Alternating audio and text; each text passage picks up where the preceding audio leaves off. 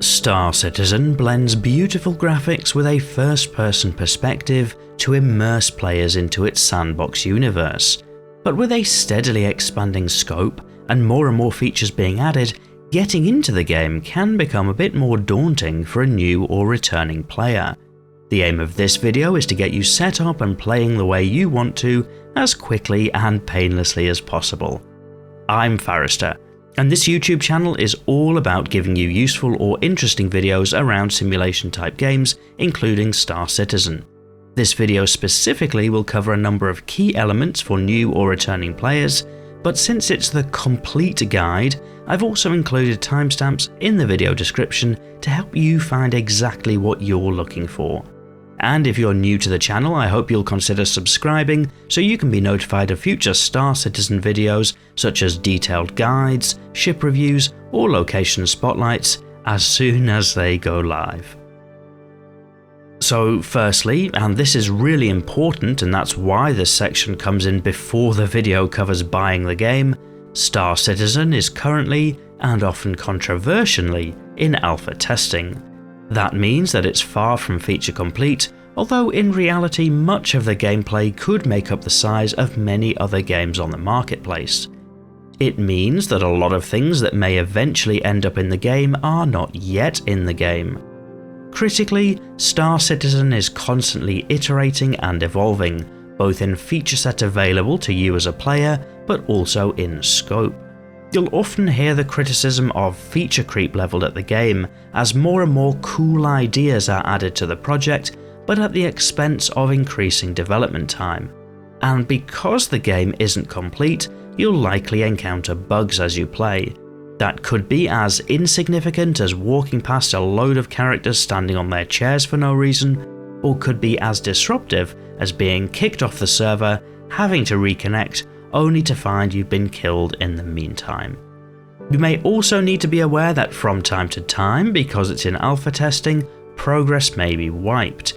And at time of recording, it seems like there's no end date on the immediate horizon, so you might reasonably expect Star Citizen development to continue in such a manner, at least for the foreseeable future. All of that said, even in this state, Star Citizen can be an incredibly fun game, especially if you're playing with friends. It's often breathtakingly beautiful, and even without a high level of polish, draws you into the world. It's something I've been playing for hours every single week for much of the last few years, so with the right mindset, you can really get your money's worth, but I appreciate that's not for everyone. Finally, on alpha testing, if you do decide to go ahead with the game, you can help to identify and fix some of those bugs as you go along. On the Star Citizen website, there's a section called the Issue Council where you can help to report issues as they crop up and prioritize what you think are the most important bugs to fix. The first thing you'll need to do if you want to play the game is to go to the Star Citizen website at robertspaceindustries.com and create an account. As part of that, it's in your interest to enter a referral code, as it'll give you an extra 5,000 in-game currency called UEC for signing up. I've included my code in the video description, as well as a link to a randomizer which will pick somebody else's at random. Once you've created your account, you'll then need to buy the game. I'd suggest budgeting $50 to $70 for this. Star Citizen has a huge store page where you could spend thousands of dollars on virtual spaceships if you were so inclined, but for most people just starting out, about the $50 to $70 mark feels about right. What you'll want is a game package. This is what gives you access to the persistent universe, or the MMO simulation portion of Star Citizen. You may also see Squadron 42 packages. That will be the single player experience, but is set to be a distinct game, albeit using the same IP and engine. You may also see a section simply called Ships, which used to be called Standalone Ships. Those purchases allow players who already have a game package to buy an extra ship module without paying full price for game access again. But as a new player, you'll want to stick to the game packages, as your account will need to have at least one game package to play the game. There's a sliding scale here, with different ships on offer depending on your budget and what you'd like to do in-game. You might want to make some notes here and research each of the ship options and what it gives you. Every single one of these you can buy in-game. All you're deciding is what your very first ship will be. Personally, I'd recommend the Avenger Titan or the Cutter. They're a little more than the most basic package, usually coming in at around $70 when there aren't any sales on, but there are usually sales a couple of times per year if you're hoping to bag a bargain. On the video footage you might see prices as a little different, as different taxes are applied in different locations and I'm in a higher tax location. But the Cutter and Avenger Titan are really versatile starter ships. I've reviewed them on this channel before and given that verdict, as they let you try out most of the key gameplay loops to find out what you enjoy the most. Note that ship choice is often a very personal thing, and whilst I suggest the Avenger Titan and Cutter because of how versatile they are, if something else takes your fancy, or budget constraints dictate a different choice, that's okay too. Be sure to do your research on the ship you want to buy. My ship review videos might be a good starting point, and be sure also to double check that the package you're interested in includes game access. It'll be listed as Star Citizen Digital Download or something similar. Once you've opened your wallet and sunk your cash, it's time to download the game. Depending on what you want to do in Star Citizen, you'll want to consider what controllers you might like. Star Citizen is fully playable on a mouse and keyboard, and scales with different options all the way to people with highly specialized hardware like joysticks and head tracking. I have a separate video guide on setting up your hardware within Star Citizen, so to save you time I'll not repeat that here, but the most important thing will be to take note of some key controls. Those will be your interaction key, which defaults to F for Foxtrot, your MobiGlas, which defaults to F1, and your ship movement keys across 6 strafe directions: forward, backwards, up, down, left and right. You'll very likely begin to use more as you use your ships and steer yourself towards more specialized gameplay, but those basics will get you flying. When you load up to the main menu, there are 2 key options: the Persistent Universe and Arena Commander. The Persistent Universe is the simulation, massively multiplayer online type experience, and Arena Commander is a set of arcade game modes between space combat, first-person shooter, and even currently tank combat, and is a great game mode to be able to practice. I'd highly recommend loading up the Arena Commander Free Fly option to try out what it's like flying a ship and testing your controls before launching the Persistent Universe. On the main menu now is also a link to the guide system, which can be really a helpful way to learn more about the game. Clicking the Find a Guide button launches the Star Citizen website, where the guiding system helps you connect to another player who can teach you about a certain element of the game you're interested in. As your game time progresses and you're looking to expand your experience of Star Citizen, that can be a handy tool. When you do click into the Persistent Universe, you'll create your character, but also be offered the chance to use the new player experience. In patch 3.22, doing so will default your character to the new Babbage spawn point, which is fine, but in exchange you'll be guided through your first 30 minutes or so by automated in-game prompts, which is worth doing when you're just getting started. Once you've selected to launch the game, be prepared that it might take a minute or 2 to load into the game. That's entirely normal, and it's why many players use a solid-state drive to store the game itself. Once you're connected to the server, there are no loading screens, even as you cross the entire star system or blend between planets, so the trade-off of a slightly longer load screen to begin with seems worth it. The first sight you'll see will be your bunk as you wake up in your bed.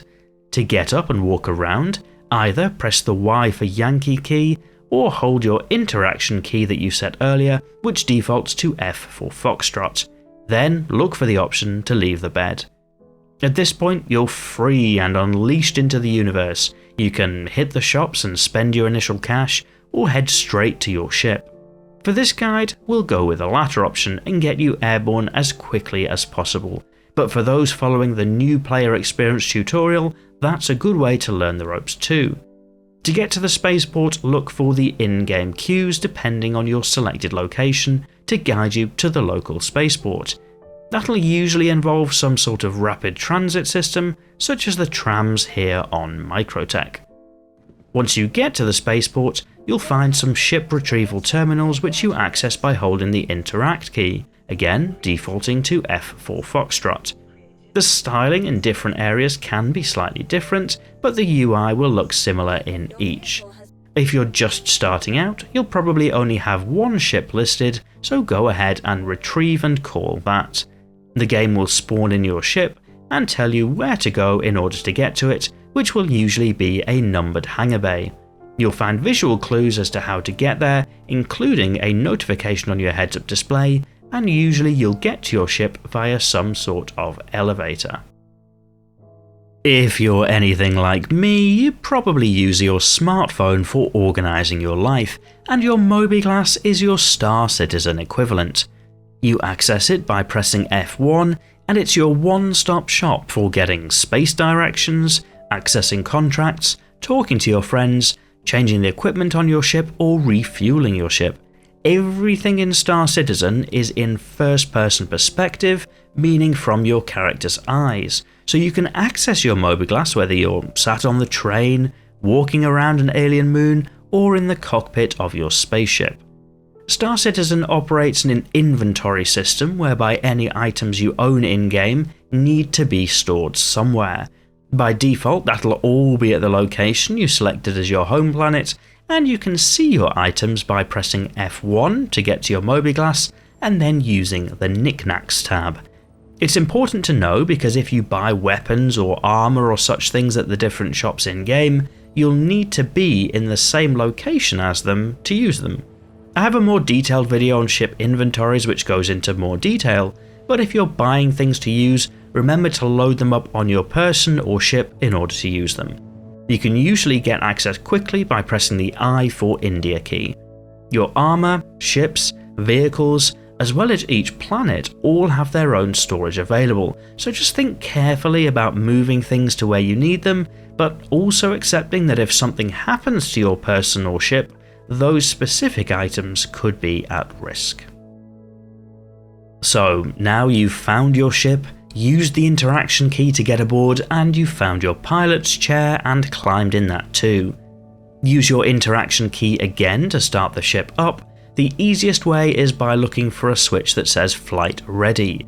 Alternatively, you can press the I for India and O for Oscar buttons on your keyboard to toggle the engines and power on. The interaction key, however, is going to become much more useful now that you're in the cockpit. You'll be able to use it to manage the little screens in front of you, as well as toggling the various switches. Once you're ready to take off, you'll need takeoff clearance, which you can get by switching one of the screens to comms and finding air traffic control, or alternatively in your MobiGlas. Hit the button next to the relevant ATC and you should hear takeoff clearance. Alternatively, you can set a custom hotkey in the controls menu, which is what a lot of players do. Helpfully, if you're in a hangar, that'll also open the doors. I'd like to say take it steady to begin with, but in reality, sometimes the hangar doors will try to close on you, so just get out of the hangar once the doors are open and then take it steady. You'll do that by pressing your strafe up key, which you bound earlier, and then strafing forward. Quickly explaining your heads-up display in the cockpit, you'll see your speed on the left, including a speed limiter. Generally speaking, at least starting out, keep this at the default whilst you're planetside, and you can increase it a bit more once you're in space. The default limit is always marked and will generally give you the most manoeuvrability, whilst higher speeds will let you traverse distances more quickly.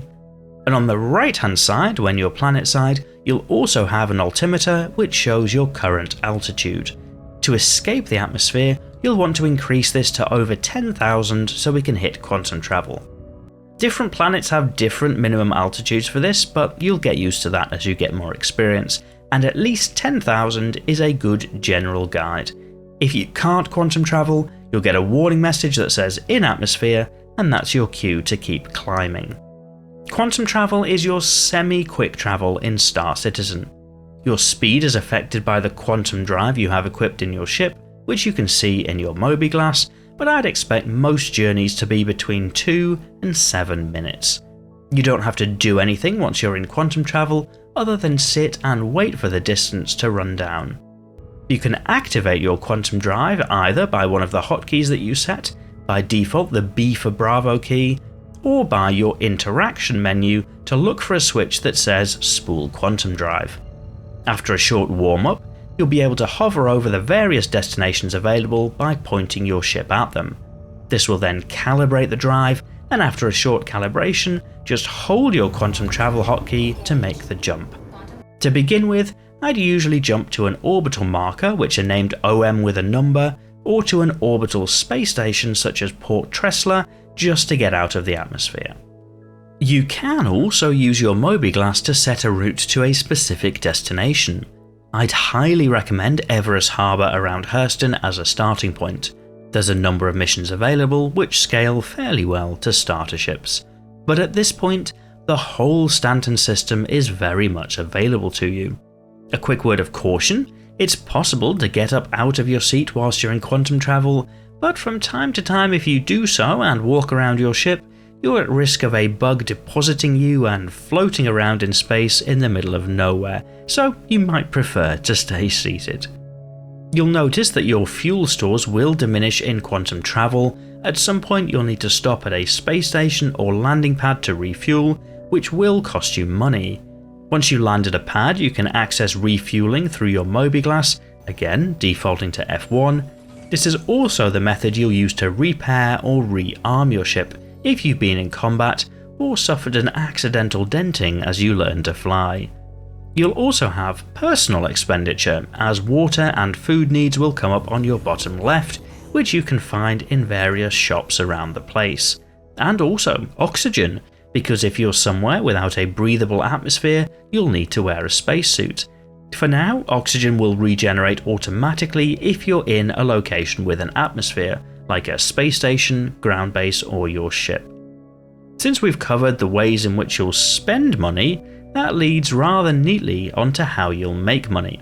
Oh, and if you're finding this video helpful, please do press that like button. It really helps to let me know what videos you're finding most useful, so I know what to make more of in future. One of the easiest and most accessible ways to make money in Star Citizen is via the Contracts menu. You'll find this in your MobiGlas. There are lots of different types of contracts depending on the sort of gameplay you're interested in. If you're going to take one of the combat contracts, be sure to read up on the keybinds around targeting and using the weapon systems. Delivery contracts are probably similar to a gig economy delivery job, where you pick up parcels and drop them off elsewhere. They're helpful in that they give you experience of flying, landing, and seeing different places around the verse. They're sometimes low threat and low risk as you don't carry any personal capital outlay, but sometimes you can run into some gunfights as you attempt to deliver, so read the mission description and be sure to be appropriately armed if required. Bounty hunter contracts involve finding and dealing with miscreants, although the finding part is usually as simple as following the marker. They're helpful for combat pilots, but can carry a little more threat and a risk to your ship with repair costs. But helpfully, as with other contracts, there is little to no personal capital outlay. Some of these contracts involve hunting down other players, and if you're looking to do that, I'd highly recommend searching some PvP guides. Avenger 1 or Moist Noodle are good places to start. Mercenary contracts follow a similar vein, but tend to also include ground combat missions. Read the small print of the text to find out, as you'll need to purchase some personal weapons in order to complete ground combat missions. You'll also see pop-ups from time to time on your heads-up display offering contracts for deep space combat rescue, or even from other players asking for personal transportation. They can be good ways to meet new players and get involved, although be wary, not all players are nice guys. You can also see pop-ups for ships under attack. These can be fun space combat missions, often with a good payout. Some contracts require you to build reputation with a specific group in order to progress to the next tier. You can see your current reputation, you guessed it, in your MobiGlas. Higher difficulty contracts will be a little more risky or require more skill from you, but generally will pay out more. You may also see in your Contracts tab an area marked Personal Contracts. These are, how should I say this, a little more sketchy in terms of legality. So for these contracts you might need to be comfortable skirting on the wrong side of the law, which we'll cover later. For some ships that have cargo storage available, it's also possible to make money by trading. You buy cargo at a low price, then go sell it at a higher price. Many outposts, stations and cities have trading consoles with a buy or sell tab, and you select your ship and then what you'd like to buy or sell. For many players this is how they made their initial fortunes in Star Citizen, but there are some caveats to be aware of. Firstly, the starter ships have very small cargo bays, so you're only likely to be making very small profits on each run. For many of the starter ships it would be much more economical to run box delivery contracts initially instead. Secondly, you have to pay for the cargo yourself, which means that the cash you sink into cargo is at risk until the moment you're able to sell it. If your ship is destroyed with cargo on it, that cargo could be destroyed or perhaps left floating in space, and whilst piracy hasn't historically been the most commonplace problem in Star Citizen, it's also quite possible that's on the turn, and that you could run into another player who would be all too happy to destroy you if you didn't pay up, or sometimes even if you did, or maybe just likes to see your ship explode. If you're buying or selling cargo, be sure to check the commodity price alerts in the journal on your MobiGlas to know where to buy and where to sell, so that you don't end up with a cargo hold full of junk that you can't get rid of. Mining is one of the best ways of making money in the current version of Star Citizen for those who don't want to get into combat, and for such players I'd wholly recommend it. Mining in Star Citizen is quite a detailed minigame after you've scanned for ore, and the first mining rover is relatively cheap and can be unlocked after a few hours of running missions. Mining can also be quite profitable and is very low risk, as all you could really lose is your time invested. I have more detailed videos available on mining, but key options here are the rentable Nomad or Cutlass combined with a rock mining rover, or a rentable Prospector, which can give you a flavour for the gameplay loop. Red Monster SC on YouTube is also a fantastic resource for all things mining, with some tutorial and guide videos, as well as handy cheat sheets which are incredible for any aspiring miner.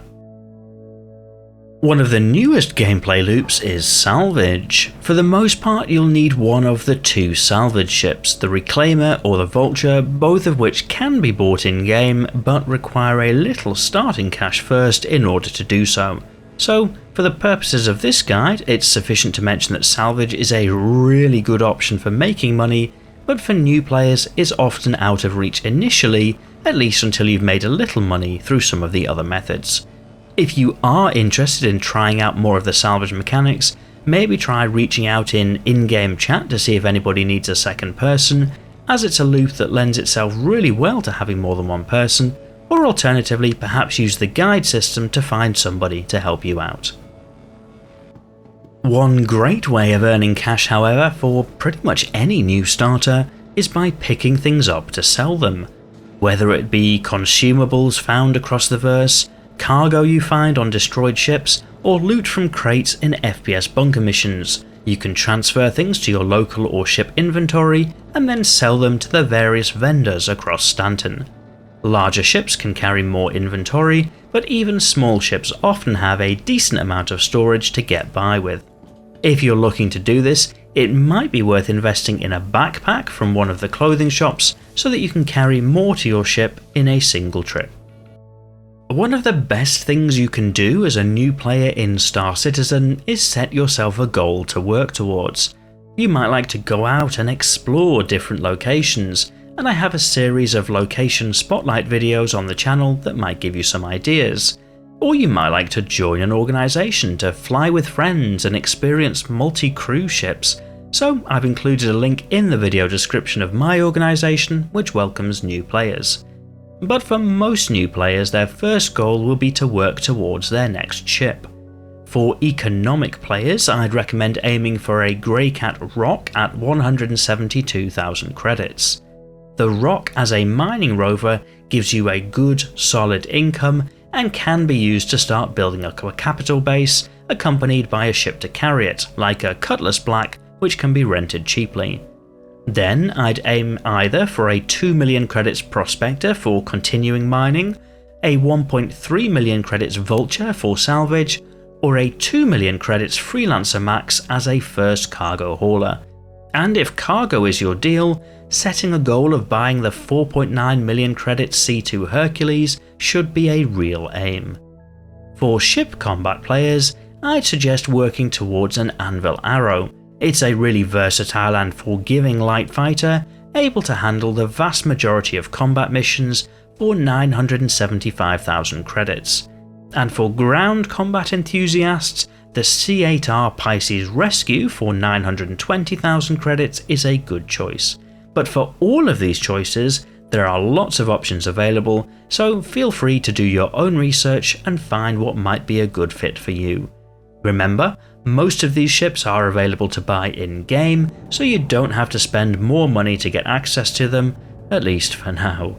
The game is in alpha, and so from time to time your in-game purchases might be reset, but largely that seems to be a fairly rare occurrence in recent history. Logging out when you need to is part of the game too. If you just quit the game, you might assume that you'll log back in at the last space station or city that you visited. Your ship, however, is likely to remain where it is, so you might need to file a claim when you come back. Alternatively, if your ship is equipped with a bed, you could use the bed aboard to log out. That way, hopefully when you come back in, you'll be right back in your ship where you left it.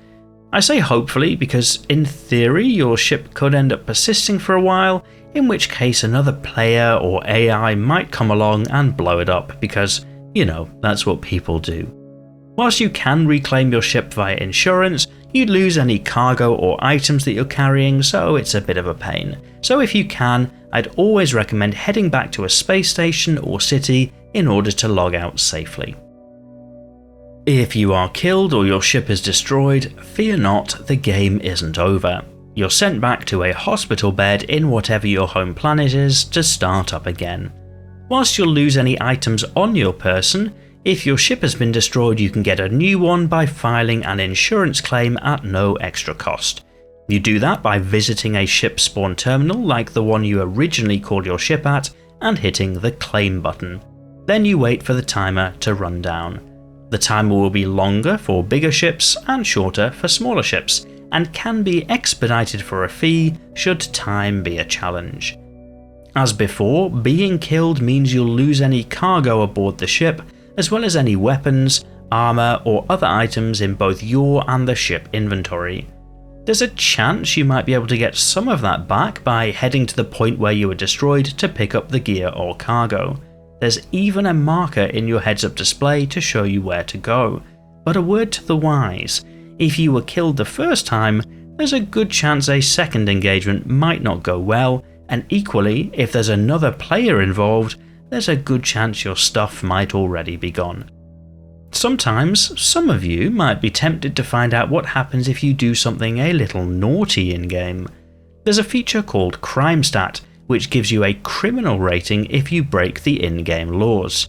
I'll not go into too much detail, there are more nuances such as where you commit offences and if the authorities have their comlink up and running, but suffice to say, there are likely to be in-game consequences if you misbehave, including an in-game prison loop, and so if you're thinking of running a little rogue, you might find it helpful to read up a bit more about the criminal gameplay loops first. Speaking of helpful, I hope you found this video guide useful. If so, please press that like button and subscribe to the channel if you'd like to see future Star Citizen videos.